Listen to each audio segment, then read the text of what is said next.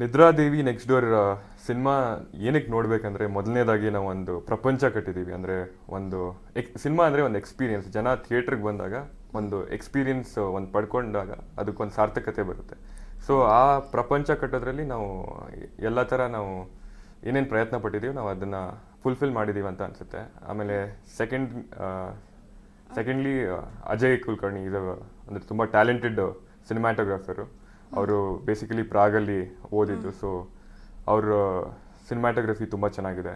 ಆಮೇಲೆ ಕತೆ, ನಮ್ಮ ನಿರ್ದೇಶಕರು ಬರೆದಿರೋ ಕತೆ ತುಂಬ ಬ್ಯೂಟಿಫುಲ್ ಆಗಿದೆ. ಅಂದರೆ ಅವರು ಎಮೋಷನ್ಸ್ಗೆ ಕೊಟ್ಟಿರೋ ಇಂಪಾರ್ಟೆನ್ಸು ತುಂಬ ಚೆನ್ನಾಗಿ ಬಂದಿದೆ ಅಂತ ಹೇಳೋಕ್ಕೆ ಇಷ್ಟಪಡ್ತೀನಿ. ಅದು ಬಿಟ್ಟರೆ ಮ್ಯೂಸಿಕ್ ನಕುಲ್ ಅಭ್ಯಂಕರ್ ಅವರು ಅದ್ಭುತವಾಗಿ love mocktail 2 music directors AR Rahman sir ಕೆಳಗಡೆ ವರ್ಕ್ ಮಾಡಿರೋರು. ಅವರು ಅದ್ಭುತವಾಗಿ, ನೀವು ಸಿನಿಮಾ ನೋಡಿದಾಗ ನಿಮಗೆ ನಾನೇನು ಹೇಳ್ತಿದ್ದೀನಿ ಅಂತ ಅರ್ಥ ಆಗುತ್ತೆ. ತುಂಬ ಅದ್ಭುತವಾಗಿ ಮ್ಯೂಸಿಕ್ ಕೊಟ್ಟಿದ್ದಾರೆ.